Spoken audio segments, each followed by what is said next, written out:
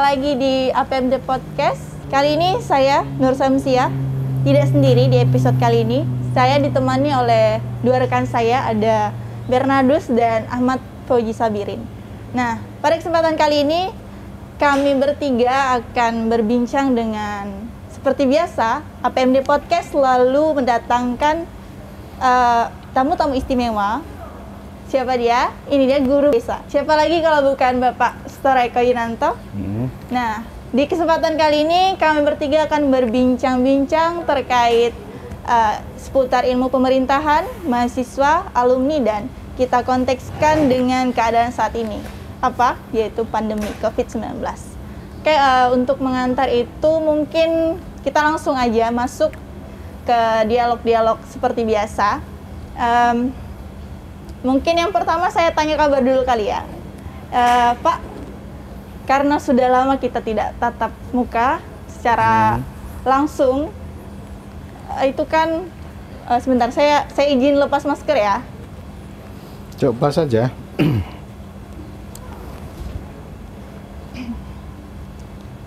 Karena kita sudah lama tidak tatap muka secara langsung, alangkah lebih baiknya kita akan sapa lebih dulu kepada Bapak Storeko.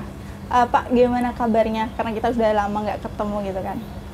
Alhamdulillah, baik-baik saja. Seluman selamat, orang Jawa bilang. Ya, itu yang selalu dikatakan rutinitas oleh Pak ya, rutinitas ini ya. Terus kalau kalian gimana kabarnya? Gimana? Puji Tuhan, baik Pak. Alhamdulillah baik. Sehat selalu. Sudah rindu ini ya, sudah rindu kuliah tatap muka ya? Rindu banget Pak. Rindu, udah hampir 2 tahun. lebih. Oh gitu ya, hampir 2 tahun. Hampir setengah tahun ya? Iya.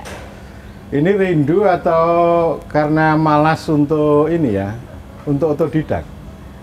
Sebenarnya rindu sih Pak, karena lebih enak kita belajar itu secara langsung, ada dialog secara langsung dengan dosen dan mahasiswa. Memangnya kalau daring nggak bisa itu kan dialog? Kalau kita rasanya waktunya terbatas gitu Pak. Nanti yang satu belum selesai nanya, yang lain pertanyaannya belum terungkapkan, waktunya udah habis gitu. Atau gimana, Bernardus, Bung Aci? Sebenarnya rindu sekali dengan suasana kampus yang tahun 2019. Pertama kali saya sampai di Jogja, suasana kampus yang dipenuhi dengan mahasiswa berdiskusi. Nah itu saya sangat menginginkan di saat-saat sekarang itu terjadi. Itu di mana lagi terjadi diskusi antara organisasi maupun antar mahasiswa terjalin dengan baik. Nah itu rata-rata mahasiswa menginginkan hal yang sama gitu. Itu sangat rindu dengan kondisi kampus yang penuh dengan dinamika seperti itu. Fauzi gimana? Kalau saya di satu sisi begini, alangkah baiknya memang ada dialog atau diskursus yang memang bagaimana menemukan satu hubungan sosial di antara mahasiswa. Karena di satu sisi kalau kita bicara soal kuliah daring ya, tentunya memang ada beberapa hambatan teknis walaupun itu secara tidak langsung mampu mengaruhi mahasiswa dalam menerima ilmunya. Dalam hal begini satu sisi, beda rasanya ketika kita berbicara dan berdiskusi dengan dosen ketika tatap muka. Ada satu hal sosial yang memang dapat ada satu feel rasanya. Ketika kita bicara dengan alam digital berbeda lagi. Nah itu mungkin perbedaan yang sangat spesifikan yang saya rasa selama kuliah daring. Tapi mudah-mudahan insya Allah COVID ini cepat selesai dan kita bisa kuliah tatap muka. Kalau masih panjang gimana coba? Kalau itu mungkin di satu sisi perlu ada terobosan baru sih. Dalam arti kebijakan baru ataupun manajemen pengelolaan yang baru terkait dengan perkuliahan tatap muka. Iya. Ya memang perasaan sosial itu yang hilang ya. Interaksi sosial itu yang hilang ya. Dan itu luar biasa kehilangan itu. Saya sendiri itu kalau tidak bergaul sama rakyat itu rasanya itu hidup itu tidak hidup. Kalau bisa ke desa ketemu dengan berbagai orang itu rasanya itu hidup itu jadi hidup gitu. Tapi ya mau tidak mau ini kan terpaksa ini. Pandemi ini terpaksa lalu kita perlu istilah kamu itu namanya terobosan ya, mencari hikmah namanya. Kalau ITB itu hikmahnya ya mengembangkan education 4.0. Kalau saya itu lebih baik kita memahaminya, mencari hikmahnya itu apa namanya, otodidak, belajar mandiri gitu. Dan ini kekuatannya luar biasa. Belajar mandiri itu bukan berarti para dosen, para guru itu tidak mau melayani dan tidak mau mendidik, bukan itu maknanya. Kita dengan daring ini kan tetap ada proses transfer, proses belajar gitu. Tapi kekuatan yang ini, hikmah yang harus kita ambil adalah tadi belajar secara mandiri gitu. Dan saya punya keyakinan bahwa kalau ini dalam satu kelas ada 40 orang, itu biasanya ada kira-kira 10 orang yang punya tradisi untuk otodidak.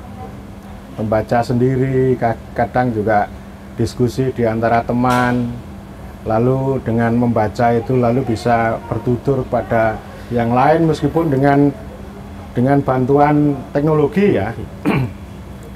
Dan saya punya keyakinan bahwa dengan otodidak itu lalu 10 orang itu bisa ini ya, bisa muncul, bisa hadir, istilahnya menjadi orang gitu. Menjadi orang yang saya harapkan.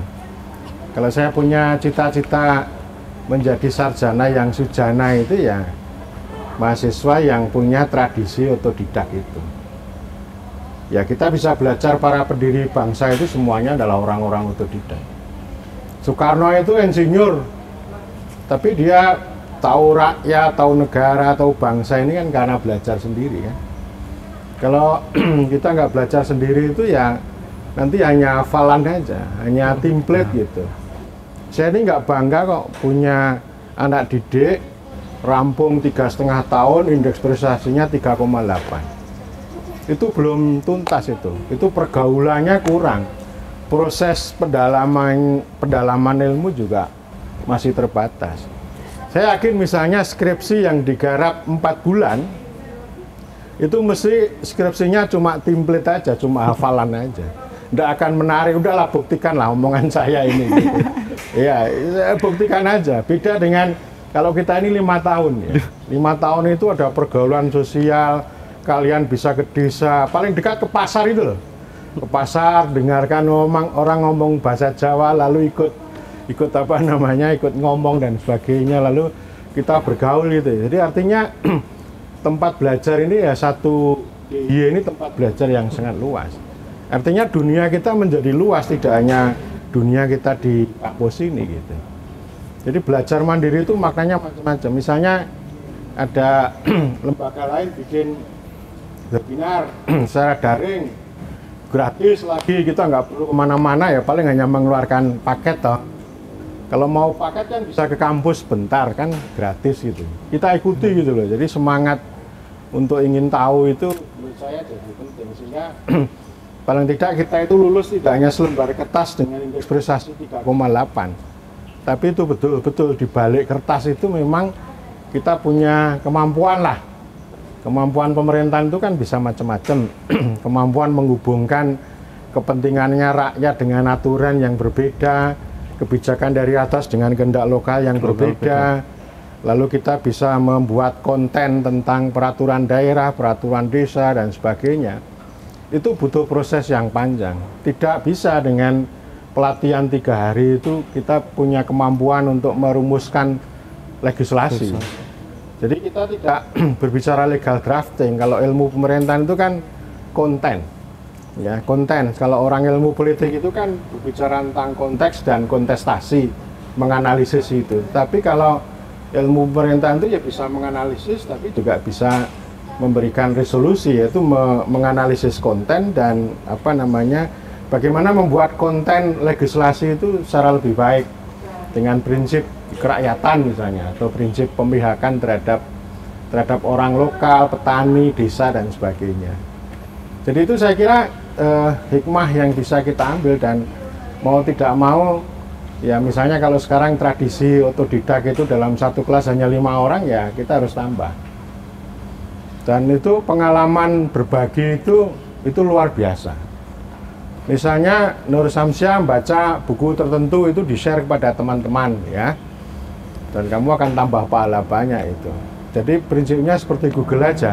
Semakin berbagi ilmu itu ilmu tidak berkurang, tapi malah justru semakin bertambah. Kalau kita mengambil informasi data dari Google, Google itu malah justru semakin bertambah. Itu sekarang begitu keyakinannya. Enggak seperti dulu. Kalau orang dulu itu kan pelit ya, berbagi ilmu itu pelit. Kalau sekarang ya memang harus berbagi itu.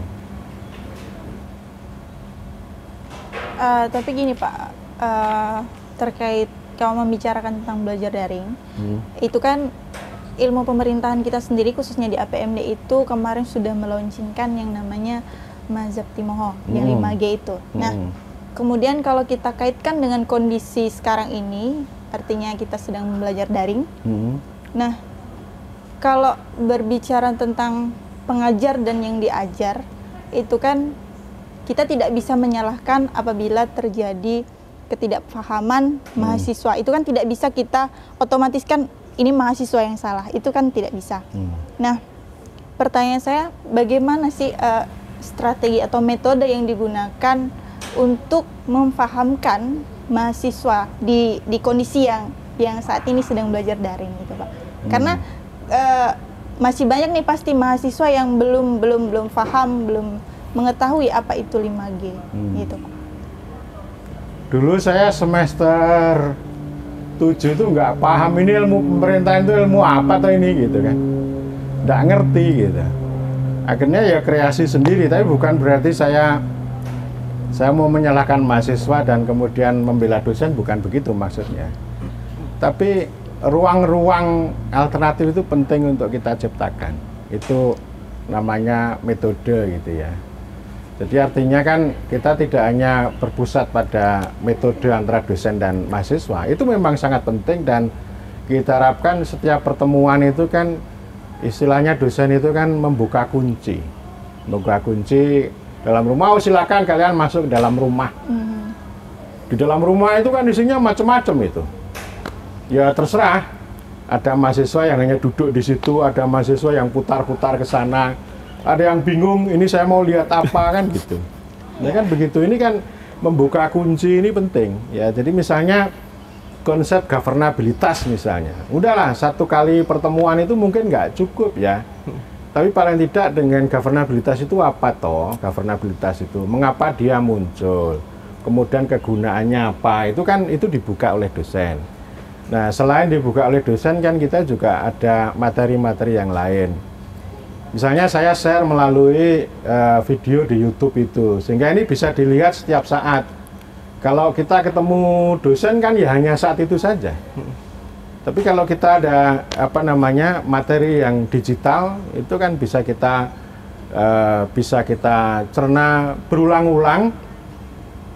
Bisa juga begini, kita diskusikan ya, kita bedah ya. Misalnya materi video itu kita bedah di antara teman-teman dengan cara daring. Jadi ada banyak ruang, ada banyak cara yang bisa kita ambil gitu. Dan penting kita ini untuk saling mendorong, menarik. Ya, menarik dan mendorong. Dulu saya ini mahasiswa nggak jelas juga saya itu. Sampai semester 5 itu saya main catur terus ya, nggak pernah kuliah gitu. Buku koleksi catur saya banyak gitu. Tapi buku koleksi ilmu pemerintahan malah nggak ada. Jadi pergi terus ya, akhirnya semester 6 baru sadar, oh ternyata ya itulah perjalanan hidup. Lalu semester 6 itu saya diajak teman-teman untuk, yuk ikut gabung kelompok diskusi ya. Saya takut awalnya, takut. Nanti saya harus berbuat apa? Udahlah pokoknya datang aja, kalau nggak bisa ngomong ya dengarkan aja. Dengarkan aja awal-awal itu. Belajar bagaimana si A bicara, si B berbicara, baik caranya maupun isinya. Lama-kelamaan juga bisa ngomong juga. Awalnya ngomongnya itu takutnya minta ampun. Kalau kuliah ya duduk di belakang itu gitu. Datangnya telat, kuliah di belakang, nggak ngerti apa-apa kan gitu. Tapi mulai semester 6 ini pelan-pelan ya. Jadi ini transisi saya semester 6 itu. Semester 7 saya mulai bertanya, ini ilmu pemerintahan itu ilmu apa sih gitu. Nggak ngerti gitu. Semester 8 itu saya baru menemukan pelan-pelan. Kemudian saya mulai semester 9, 10 itu pembentukan pengetahuan saya udah semakin banyak. Jadi saya skripsi 1 tahun, tidak 4 bulan, 1 tahun loh. Ya, saya lulus 5,5 tahun. Artinya skripsi saya itu dulu dinilai terbaik, ya, dinilai terbaik oleh mendiang guru saya Van Gavar itu. Jadi sama beliau nggak ada revisi lagi, ya udah ujian gitu, ujian gitu. Karena selama 2 tahun itu betul-betul saya itu otodidak. Dan saya memang menyarankan ya tidak semua harus seperti saya, tetapi paling tidak kalau orang mau belajar, mau berilmu itu ya itu salah satu caranya yang bisa kita tempuh. Dan namanya otodidak itu dahsyat toh. Dulu Mas Pratikno yang sekarang jadi Menteri Sekretaris Negara ini ketika diundang oleh HPMD itu bilang begini, Mas Toro ini pinter karpe dewe gitu. Kamu tahu nggak? Tahu. Semua tahunya sendiri. Hah? Semuanya sendiri. Pinter karena kemauannya sendiri, bukan karena dosennya gitu loh. Bukan karena dosennya itu. Jadi karena belajar dan bukan hanya belajar buku, enggak. Belajar berinteraksi sama orang lain, berdiskusi dengan orang lain, kadang mencerna media, kadang mendengarkan melihat TV dan sebagainya, itu kan belajar. Jadi ini catatan penting saya ya. Jadi orang itu kan belajar itu hanya terpusat pada teks yang diajarkan oleh dosen, lalu dihafalkan, lalu template, yang penting nanti dapat indeks prestasi hampir 4 kan gitu. Itu tradisi yang memang harus dibongkar itu. Kalau mau terobosan ya kayak gitu itu. Artinya dosen juga penting untuk mengubah, paling tidak ketika kita belajar itu dosen bisa membuka pintu tadi. Kemudian yang kedua ya setelah para mahasiswa masuk ke dalam ruang itu kan lalu cerita, ya, bercerita di ruang itu dia melihat apa dan bagaimana pandangan, bagaimana pendapat. Lalu fungsi dosen itu membingkai itu loh. Membingkai narasi yang dibuat oleh mahasiswa, mengambil makna gitu ya. Jadi istilahnya di depan dan di belakang, atau istilah saya itu membungkus melipat. Nah, itu fungsi dosen. Di tengah ini istilahnya seperti undang-undang ya, batang tubuh itu miliknya mahasiswa. Ini yang harus diperkaya ya, seperti kalau kita masuk dalam rumah itu sebanyak mungkin harus dilihat ini apa, kenapa barang ini ditaruh di sini, barang ini berasal dari mana gitu kan. Kan itu yang penting untuk belajar itu begitu. Anda? Mungkin di era saat ini ya Pak ya, di era saat ini banyak mahasiswa ilmu pemerintahan yang mempertanyakan ketika mahasiswa baru angkatan 20 maupun angkatan 21 nantinya, ketika dengan kagetnya melihat situasi kampus, belajar mandiri maupun belajar daring, critical thinking mahasiswa itu menurutku akan hilang karena interaksi relasi dengan mahasiswa lainnya maupun melakukan komunikasi dialogis itu tidak terjadi di lingkungan kampus itu sendiri. Nah, kira-kira bagaimana untuk memperbaiki atau juga menyelesaikan masalah yang terjadi di kampus. Ketika mahasiswa lainnya menikmati suasana-suasana sebelumnya, lalu dihadapkan dengan era teknologi yang semakin canggih, lalu kita didalami dengan teknologi-teknologi seperti itu. Namun dengan hadirnya teknologi, merasa relasi sosial kita antar mahasiswa dalam melakukan diskusi-diskusi kecil itu hilang semenjak. Nah, bagaimana kita membangun relasi, juga membangun critical thinking antar mahasiswa itu sendiri? Ya. Ya pasti ada yang hilang ya, relasi sosial itu pasti hilang. Tapi kan kita tidak harus menyerah pada kehilangan itu. Kalau kita menyerah kan artinya kita tidak dapat apa-apa. Lalu teman-teman kan menyampaikan kita bayarnya sama tapi tidak dapat apa-apa kan gitu. Itu kan kalimat narasi yang dibangun kan begitu gitu ya. Padahal dosennya juga pusing. Memangnya nggak susah, ya susah loh, ngajar daring itu susah lah. Kalau saya ngajar biasa itu nggak nyiapkan materi, nggak bikin rekaman, ya udah saya datang ke ruang kelas, pakai alat papan tulis saja. Itu kan selama ini saya kan begitu ya. Jadi maksudnya interaksi sosial ini sesuatu yang hilang. Tapi yang mau saya tekankan tadi adalah terobosan untuk meraih kesempatan dalam situasi yang sempit ini. Jadi ini situasinya sempit ya, mencari kesempatan di tengah kesempitan. Critical thinking itu ya bisa dibangun dengan membaca kok. Jadi kan saya setiap kuliah kan selalu menekankan kalau mahasiswa nulis proposal, nulis skripsi itu mulailah dari cara pandang kritis, mulai dari memilih tema, memilih rumusan masalah, bahkan perspektif itu itu harus kritis dan ada banyak bacaan yang bisa kita gunakan untuk membentuk critical thinking ya. Nah, diskusinya itu tadi ya dengan cara daring dengan mahasiswa, dengan sesama mahasiswa, dengan dosen juga bisa. Jadi kita bisa manfaatkan alat daring ini ya untuk saling kita berdiskusi, bertutur kok gitu. Nah, saya belum tahu ini jalan belum ini sesama mahasiswa gitu ya. Artinya kan kita berpindah, yang dulunya kita bergerombol 10 orang di halaman gitu. Lalu pindah nggak ke sarana daring misalnya. Itu sudah terjadi atau belum? Apa karena kendala ada pulsa atau sinyal yang nggak ada atau bagaimana? Bisa dari sisinya itu yang pertama banyak mahasiswa teman-teman saya itu yang pertama tidak mempunyai alat komunikasi misalnya handphone dan juga laptop.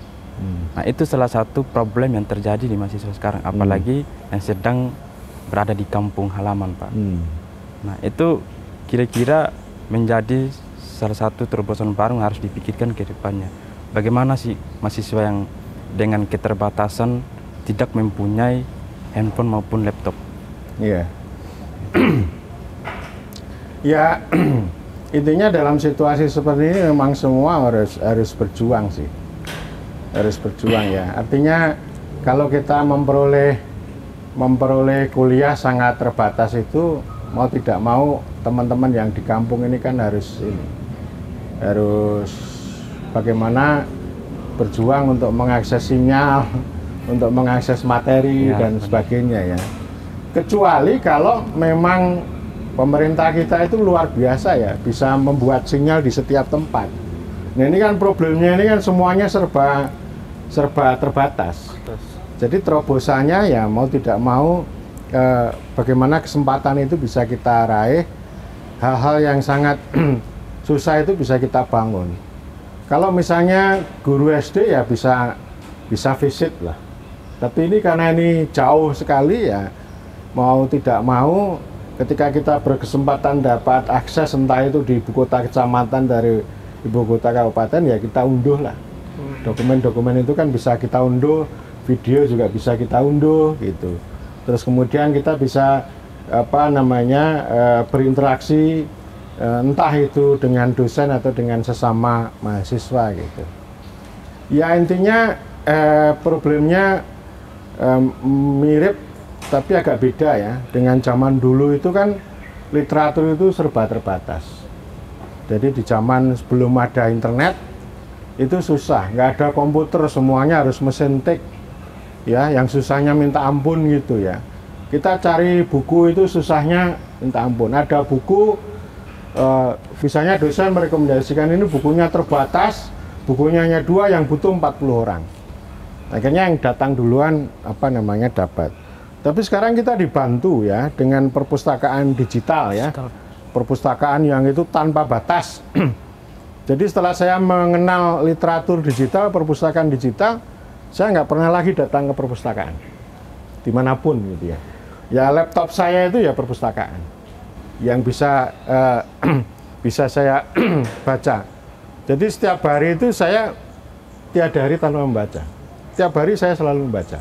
Entah apapun lah, entah itu satu konsep itu selalu saya baca dan bagaimana konsep itu semakin kita baca itu akan membentuk pengetahuan kita. Nah itu tradisi yang itu tradisi otodidak. Jadi artinya kalau kita masih berpikir model pendidikan konvensional, akhirnya kita nggak dapat apa-apa juga. Dosennya juga nggak tambah pinter gitu ya, nanti mahasiswanya juga nggak tambah pinter gitu. Stagnan ya Pak? Stagnan. Kita ini ilmu sosial kok, beda dengan apa namanya, ilmu eksak. teknik dan sebagainya. Kalau mereka harus ke lab, harus ke lab. Ya kita nggak perlu lab. Lab kita apa? Ya kalau teman-teman di kampung, labnya ya di kampung itu. Ada musyawarah desa ya datang aja. Misalnya menjadi co-fasilitator atau menjadi notulen atau menjadi observer gitu. Desa sedang membuat musyawarah desa ya datanglah gitu ya. Saya kira ada banyak ruang yang bisa kita gunakan untuk belajar lah di kampung itu. Saya di kampung juga ada kok anak-anak itu yang mulai apa namanya misalnya menjadi relawan apalah di kampung itu juga itu pembelajaran yang luar biasa. Berinteraksi sama orang itu kan menambah pengetahuan, menambah kepercayaan. Artinya tidak hanya membaca teks, tapi juga bergaul dengan konteks. Kontekstual. Begitu. Ini Pak, kalau saya kaitkan lagi dengan tadi kembali kita ke Mazhab Timoho itu, bagaimana sih ketika mahasiswa ini keluar sudah menjadi alumni, dia tetap merasakan oh ini ilmu yang saya dapatkan dari kampus saya APMD Mazhab Timoho 5G gitu kan. Bukan dari luar. Nah itu kan kemudian bagaimana ikatan-ikatan alumni ini bisa tetap menggaungkan dari Mazhab Timoho ini. Artinya Mazhab Timoho ini tidak hanya putus di kampus gitu Pak. Iya, iya. Ya itu memang itu tantangan yang luar biasa. Karena praktek pemerintahan di Republik ini memang sudah salah kaprah. Prakteknya itu ya pemerintahan itu ya lebih birokrasi. Saya sering mengkritik bahwa formalnya peraturan pemerintah, tapi isinya peraturan birokrasi. Jadi pemerintah kita ini ya apa ya? Ya formalnya aja, formalnya ya. Tapi secara material bukan pemerintah. Kita punya banyak kepala pemerintahan, kita punya banyak ilmu pemerintahan, kita punya banyak sarjana pemerintahan, tapi pemerintah dalam arti yang sebenarnya itu belum terbentuk. Belum terbentuk. Yang sesuai sila 4 dan sila 5. Sila 4, sila 5. Kalau kita belajar pemerintahan secara idealis, secara aksiologis, maka pintu masuk kita itu sila keempat Pancasila itu. Kerakyatan yang dipimpin dan seterusnya itu, dan itu dalam rangka untuk mencapai tujuan sila kelima, keadilan sosial bagi seluruh rakyat Indonesia. Jadi artinya sila 4 itu bicara rakyat, ya itu kan sama-sama rakyat itu. Tapi rakyat yang sila kelima itu kita sebut sebagai warga. Nah kita punya kemajuan ya, kita punya Mazhab Timoho, APMD ini punya kemajuan yang jauh lebih kuat daripada perguruan tinggi lain dalam hal memahami ilmu pemerintahan. Bulak Sumur UGM itu perintis. Pertama kali ilmu pemerintahan itu lahir di Bulak Sumur itu. Tapi tahun 2009 UGM itu meninggalkan ilmu pemerintahan. Karena mereka punya keyakinan bahwa pemerintahan itu bukan ilmu, tapi hanya studi. Karena itu lalu tahun 2009 mereka menggunakan kata politik dan pemerintahan. Kata ilmunya hilang. Sementara kalau Bandung dan Jatinangor yang saya sebut sebagai mazhab utama atau arus utama, itu mereka berupaya untuk mengembangkan, mengisi ilmu pemerintahan, tapi isinya bukan pemerintahan, melainkan manajemen publik. Manajemen publik itu ya menganggap pemerintah itu sebagai sektor publik. Nggak ada bedanya sama administrasi publik. Bahkan ada profesor yang mengatakan bahwa dalam perkembangannya isi antara administrasi publik sama ilmu pemerintahan sama. Lalu apa gunanya ada ilmu pemerintahan kalau hanya beda nomenklatur gitu. Jadi artinya kita di sini ini berupaya membuat ulang yang berbeda.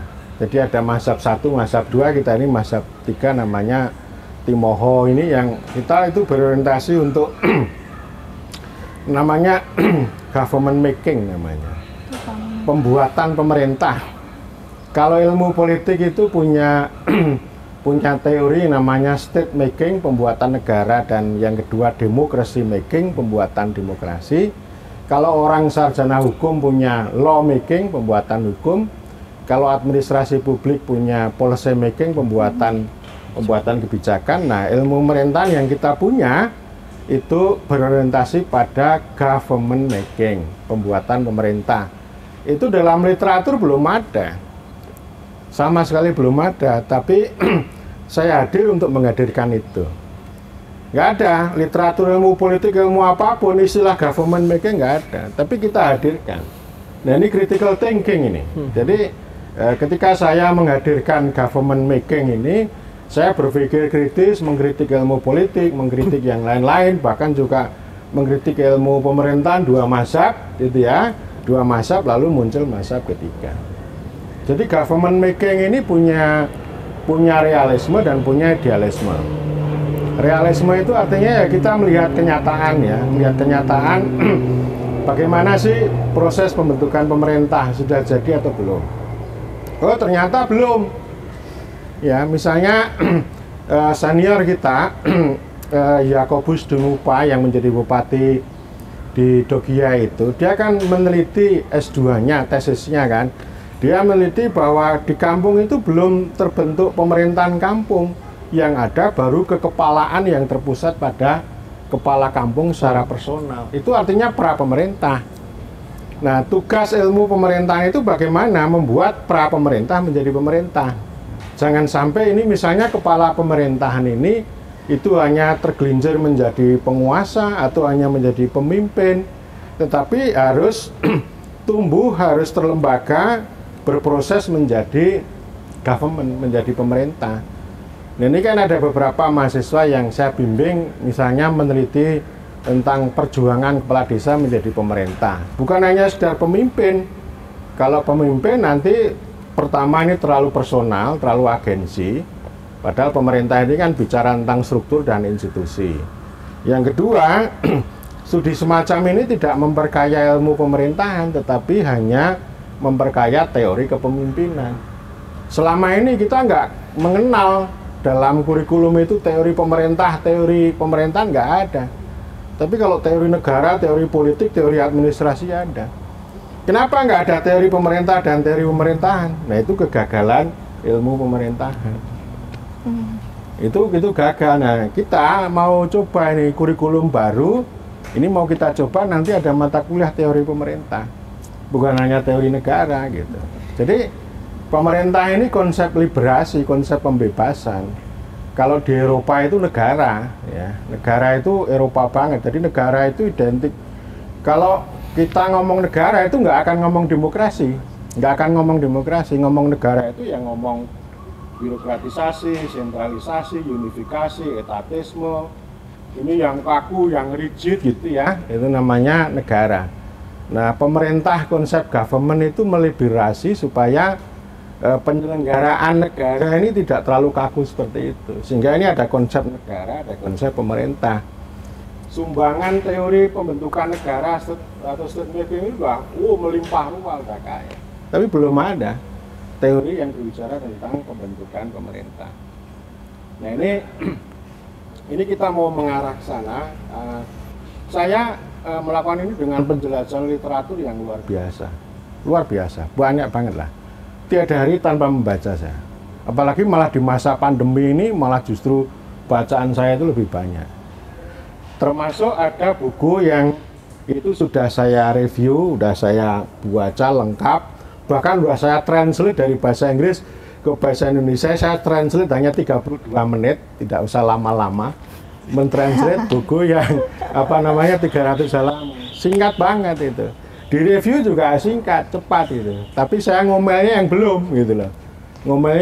Tapi saya nulis jurnalis bagian sudah saya sajikan ya. Itu buku tahun 2020 judulnya Three Ages of Government, 3 zaman pemerintah ya. Ditulis oleh Josh Rathskelder. Ini buku wajib yang perlu dibaca oleh mahasiswa pemerintahan.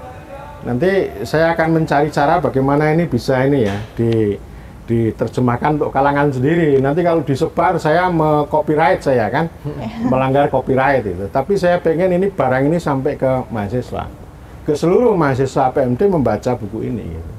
Jadi dia secara historis menggambarkan 3 zaman itu, pertama pemerintah bersama masyarakat, kedua pemerintah di atas rakyat, di atas masyarakat, dan yang ketiga pemerintah dalam masyarakat. Ini menarik ini. Jadi nanti varian-variannya menarik, dan sekarang ini sebenarnya secara konstitusi Indonesia itu memilih ya model pemerintah dalam masyarakat, pemerintah yang demokratis itu.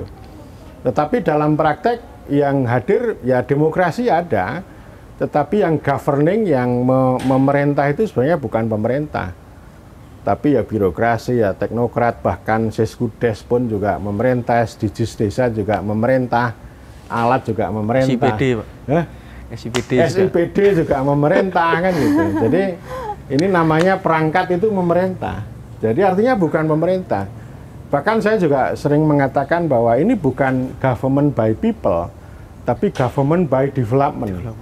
Pemerintahan dengan pembangunan, ini critical thinking bro. Jadi ini hasil penjelajahan, satu penjelajahan discovery, dan yang kedua itu yang tidak kalah penting dan itu sangat penting adalah dialektika. Bagaimana kalau kita membaca buku lalu kita dialogkan dengan dunia nyata. Jadi ini saling berdialektika. Yang dunia nyata kita hadirkan ke sana, yang sini kita bumikan ke lokal gitu ya. Dan government making itu nanti disokong dengan 5G yang kita punya itu ya. Tempat lain belum belajar, paling hanya bicara, sekarang yang paling dominan itu bicara governance. Bicara government udah ditinggalkan, governing nggak disentuh, governability apalagi, governmentality orang nggak doyan, kan gitu. Nah, kelima-lima ini masing-masing bisa kita pelajari dan akan memberikan sokongan terhadap pembentukan government atau government making gitu. Dan ini materi sudah saya sajikan di video, dan tentu itu baru sebatas membuka pintu, materi-materi yang saya hadirkan itu masih bisa dijelajahi. Dan gagasan saya mengenai government making ini juga proses penyemaian ya, seeding idea ya, menabur benih gagasan yang nanti bisa difalsifikasi, bisa diakumulasi secara terus-menerus sehingga kita bisa menjadi lebih kaya. Jurnal Governabilitas periode ini kan temanya membuat ulang ya, membuat ulang ilmu pemerintah. Nah, setelah itu nanti memperdalam, memperkaya lagi gitu ya. Nanti di dalam kurikulum juga ini ya. Memang ada kendala. Kendalanya begini, kita ini harus menggunakan 19 mata kuliah itu dari KAPSIPI, Kesatuan Asosiasi Ilmu Pemerintahan. Nah, itu cita rasanya manajemen publik itu. Cita rasanya mazhab sana. Bukan sana tapi sana. Mazhab sana. Nah, nggak apa-apa, saya katakan pada teman-teman, ini mata kuliah diambil, tapi isinya kita subversi. Isinya nanti berbeda. Misalnya ada satu mata kuliah yang bolak-balik saya kritik, itu namanya pelayanan sektor publik. Oh, itu sudah sesat pikir itu. Pemerintah kok sektor publik itu loh. Itu salah itu. Sektor publik itu ciptaan saya, nggak tahu itu orang teori public choice, orang neoliberal gitu. Jadi ini bukan pemerintah yang namanya sektor publik itu. Sektor publik itu kan dilawankan dengan sektor privat. Artinya sektor publik itu bukan privat. Yang publik diprivatkan, yang privat tidak bisa dipublikkan gitu. Tetapi dunia privat ini mengotori ruang publik. Sekarang ini kan dunia pribadi, kehidupan pribadi, entah orang pamer kekayaan atau pamer kecantikan dan sebagainya ke ruang publik, sehingga ruang publik kita ini kotor banget sekarang ini, water polusi lah, ada pergunjingan, ada rumor gitu. Tetapi hal-hal yang sifatnya mendidik dan mentransformasikan negara ini, transforming the state ini kurang, masih lemah gitu. Ya, jadi apa namanya itu kan 5G ini itu terus-menerus kita semai ya. Governabilitas itu menarik kok. Kan saya mengatakan kalau ilmu politik ngomong legitimasi, orang hukum ngomong legalitas, orang ekonomi ngomong efisiensi, orang administrasi publik ngomong efektivitas. Nah, ilmu pemerintahan harus bicara governabilitas. Meskipun pada ujungnya bicara efektivitas, tetapi titik tunggaknya itu harus diletakkan pada governabilitas. Dan itu masih bisa kita pelajari lebih lanjut, lebih dalam lagi gitu. Tapi mungkin gini Pak Toro, mohon izin sebenarnya. 5G ini dalam arti begini, Pak Toro berbicara soal pemerintahan yang kerakyatan ya. Dengan konsep 5G yang sudah dicetuskan oleh dengan bernama Mas Yaptimo. Tapi secara empiris begini, Pak Toro selalu bicara soal siasat ya. Siasat. Ketika 5G dihadapkan dengan ranah birokrasi, teknokrasi kan gitu. Celahnya di mana? Siasat yang harus dilakukan seperti apa kan gitu. Kalau kita bicara tentang kompetensi ilmu pemerintahan kan gitu. Karena secara empiris yang ada di lapangan seperti itu gitu ranahnya. Bicara lagi soal bagaimana kebijakan pusat daerah yang berbeda dengan kemauan lokal. Saya ambil contoh bicara soal ada pengeluaran terbaru Permendagri tentang lembaga kemasyarakatan desa. Saya lupa nomornya, yang dimana satu sisi ini kan pembahasan antara eksekutif dengan legislatif. Nah, bagaimana bicara soal siasat, sedangkan masyarakat mempunyai local wisdom yang berbeda kan gitu. Sedangkan ranah eksekutif bicara soal, oh ini harus ikut PP, ini harus berikut permen dan lain-lain kan gitu. Mungkin bicara soal siasat lah sebenarnya. Dengan dihadapkan dengan 5G ini kan gitu. Ini pertanyaan berat ini bro. Ya itu fakta ya, artinya kita mendaratkan pemerintahan dari pemerintahan ke fakta kan, itu kan penting ya. Itu saya kira tantangan ilmu pemerintahan. Ilmu pemerintahan itu kan tidak seharusnya idealisme ilmu pemerintahan itu tidak membenarkan yang sudah salah kaprah. Salah yang sudah dibenarkan lalu dirawat terus menerus. Itu artinya nanti pemerintahan itu pengertiannya adalah ordering the state, merawat tatanan negara. Ilmu pemerintahan itu harus punya sumbangan ya, punya sumbangan gagasan, itu namanya transforming the state. Jadi harus bisa mengubah. Ini memang perjuangan, ya sama dengan para filsuf generasi abad pertengahan, mereka kan berjuangnya dengan gagasan. Gagasan yang menginspirasi para aktor. Jadi artinya munculnya pemerintahan representatif, munculnya konsep pemerintahan, sebelumnya kan hanya negara. Lalu munculnya konsep pemerintah itu dimulai dari gagasan itu. Dan ini perjuangan ya, dan itu pasti berat. Belum tentu satu generasi berhasil. Itu sana juga lama gitu. Nah, apa sih yang bisa didorong? Ya pemerintah sama parlemen itu kekuatan. Pintu perubahan kita itu terletak pada mereka, bukan pada membenarkan administrasi birokrasi yang sudah terawat dengan mapan. Itu satu ya, jadi kita memperjuangkan. Kemudian yang kedua, ini plan B ya, pilihan kedua ya. Pilihan kedua itu akhirnya ya siasat itu.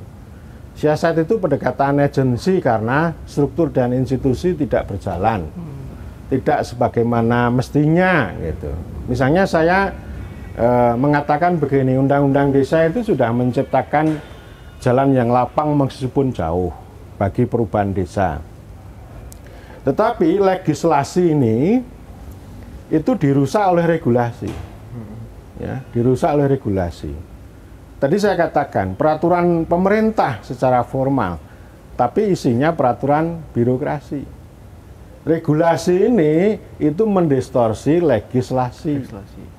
Ya, itu sampai ke bawah itu kemudian yang dilihat oleh desa itu hanya peraturan bupati itu lebih banyak melimitasi, hanya bicara do and don't gitu, tetapi tidak berbicara bagaimana kepentingan desa itu dikanalisasi, bagaimana harkat martabat pemangku desa itu diangkat. Enggak, ini hanya ngomong tentang prosedur aja. Dan karena itu kalau seperti itu, yang bisa dilakukan itu pendekatan agensi dengan siasat. Ini memang pilihan jelek ini. siasat ini pilihan jelek. Akhirnya kan, tetapi itu lebih baik daripada kita itu mengikuti regulasi. Karena itu saya mengatakan kalau regulasinya buruk, maka tidak perlu dilakukan dengan hormat dan martabat, tapi cukup dengan siasat. Ini pilihan jelek, bro, pilihan jelek. Karena apa? Karena ya itu tadi, pemerintahan kita ini secara formal demokrasi, tetapi secara de facto ya birokrasi dan teknokrasi yang bekerja. Sehingga ini dengan cara itu yang hanya bisa kita tempuh itu. Apalagi? Masih ada? Kalau masih ada kita kasih satu pertanyaan lagi buat closing kita. Closing apa? Mungkin saya Pak Toro. Closingnya dari gini, saya berharap sebenarnya terkhusus HPMD ya, kita di luar mampu bersaing dengan, mohon maaf, bidang ilmu pemerintahan yang lain kan gitu. Dengan kita masuk di ranah pemerintahan daerah, pemerintahan desa dan lain-lain. Satu sisi kita harus berani mencoba untuk bersiasat. Nah, kalau kita bicara soal alumni ilmu pemerintahan, di satu sisi masukan saya adalah bagaimana menata soal deorganisasi kan gitu. Dalam arti apa? Kalau Pak Toro bilangnya ada tarikan, ada dorongan dari bawah, tarikan dari atas. Dalam arti bicara soal relasi khususnya PMD, pemerintahan dan jurusan yang lain untuk hadir di ranah pemerintahan daerah. Dengan bicara 5G pemerintahan kerakyatan, saya kira bisa. Dalam arti pemerintahan yang kerakyatan, saya kira kita bisa bersiasat soal itu. Dalam arti mungkin Pak Toro bisa menspesifikasikan soal bagaimana relasi ilmu pemerintahan kita yang terkhusus alumni dengan 5G ini, kan gitu. Tentu mungkin zaman para alumni tidak menerima 5G, sedangkan kita menerima 5G walaupun masih ada tahapan evaluasi dan lain-lain kan gitu. Ya, kita ini punya nilai sejak dulu. Nilai kita itu keberpihakan terhadap lokal. Dan itu nggak diragukan itu. Terhadap desa, terhadap lokal, terhadap masyarakat itu begitu ya. Jadi kita tidak birokratik. Misalnya alumni perguruan tinggi lain itu senangnya itu bagaimana menciptakan tertib terhadap desa. Kalau alumni kita itu orientasinya bagaimana mengangkat desa. Itu sudah nilai itu. Itu kelebihan kita, itu posisi kita. Memang kalau dalam dunia pasar itu beda lagi, ya. Dalam dunia pasar kerja itu beda lagi, karena pasar kita ini kan tidak punya nilai. Yang penting ada barang dagangan itu dijual kan gitu, nggak punya nilai. Tapi memang ilmu dan institusi itu harus memegang nilai ini, harus kita pegang ya.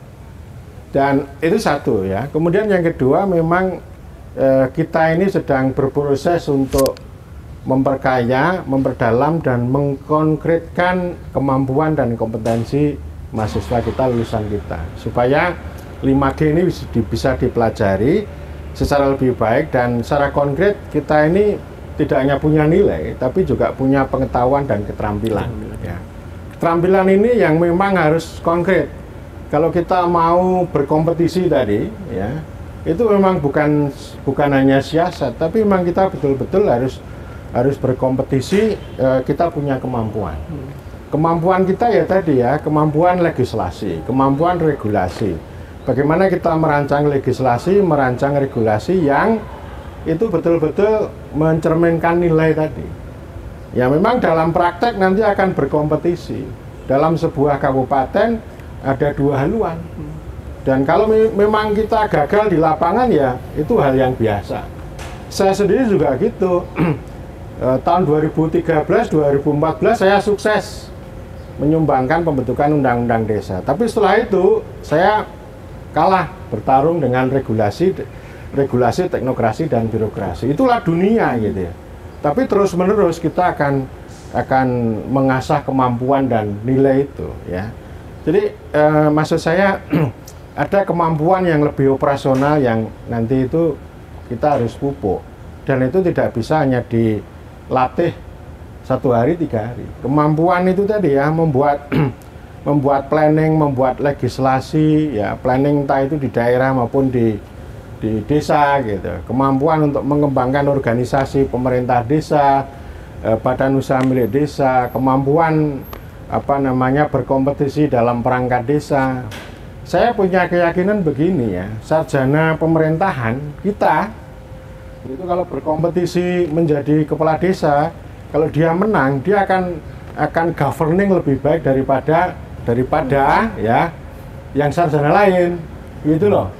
Tetapi untuk menjadi kepala desa ini kan ada banyak faktor, ya, faktor uang, faktor macam-macam gitu. Tapi saya punya keyakinan itu ya, punya keyakinan. Bahkan perangkat desa juga gitu. Lulusan kita pasti akan punya keterampilan problem solving, punya keterampilan administrasi yang jauh lebih baik daripada sarjana lain atau sarjana dari tempat lain. Itu kelebihan kita dan memang ini harus disemai. Tapi saya juga malu, ini alumni pemerintahan ya, PMD tes perangkat desa di sebuah desa di Sleman kalah sama lulusan SMA. Nah ini yang bikin malu ini gitu lah. Ini orang ini artinya dulu nggak pernah otodidak ini, gitu loh. Nggak pernah belajar. Jadi dia itu ini loh, rutinitas yang rutin aja. Kuliah itu hanya ngafal aja. Hanya template aja, jadi tidak ada kehendak untuk lebih fight gitu ya, gitu. Saya kira begitu. Oke, teman-teman, itu tadi closing statement kita untuk mengakhiri diskusi kita hari ini. Sepertinya untuk menutup diskusi kita hari ini, kita tutup dengan salam pemerintahan. Kebetulan ada ketua Komap terpilih. Baru ya? Komap baru. Ya. Kita dia aja yang mimpin deh, masa saya lagi. ngambil butir-butir ya, Yeah. butir mutiara. Hasil diskusi ini apa? Satu kalimat kesimpulan. Ya. Hipotesis sementara. Mungkin harapannya buat teman-teman ilmu pemerintahan lebih memupuk pada konsepsi tentang pemikiran, membangun critical thinking, bagaimana menyelesaikan masalah atau problem solving, melakukan komunikasi dialogis itu sangat penting di kalangan mahasiswa saat ini. Apalagi kita dibatasi dengan relasi yang adanya COVID-19. Itu sangat memungkinkan bahwa mahasiswa hanya sekedar membaca tapi memahami, membangun pikiran itu sendiri tidak ada. Jadi saya yakin bahwa ke depannya mahasiswa ilmu pemerintahan yakin bisa membangun desa-desa di Ujung Timur maupun Ujung Selatan. Untuk itu mari kita angkat tangan, kita berikan salam pemerintahan. Salam pemerintahan. Salam. Oke. Terima kasih untuk teman-teman yang udah ngeluangin waktunya untuk dengerin podcast kita. Sampai jumpa di episode selanjutnya.